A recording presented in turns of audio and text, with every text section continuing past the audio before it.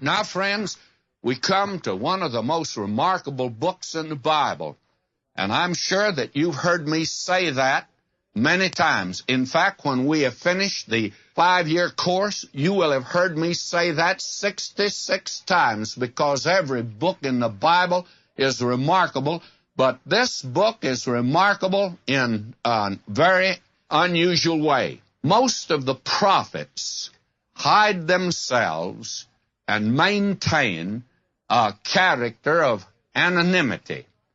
That is, they do not project themselves on the page of their prophecy. But we come now to a prophet whose prophecy is largely autobiographical, and certainly in many places that is true. And I have put in our notes just some of the things, and I'd like to run through them briefly for you to let you know that this man, what we're going to look at, and we'll take each one of these up separately.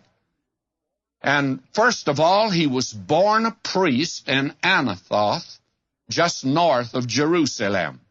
And second, he was chosen to be a prophet before he was born. Third, he was called to the prophetic office while very young. He was commissioned of God to be a prophet. He began his ministry during the reign of King Josiah, and he was a mourner at his funeral. And then, the sixth thing, he was forbidden to marry because of the terrible times in which he lived. And the seventh thing, he never made a convert. He was rejected by his people. He was hated. He was beaten. He was put in stocks. He was imprisoned. He was charged with being a traitor. The eighth, his message broke his own heart.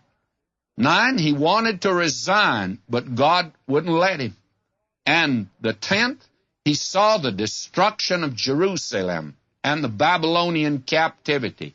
He was permitted to remain in the land by the captain of the Babylonian forces. When the remnant wanted to flee to Egypt, Jeremiah prophesied against it. He was forced to go with the remnant to Egypt, and he died there.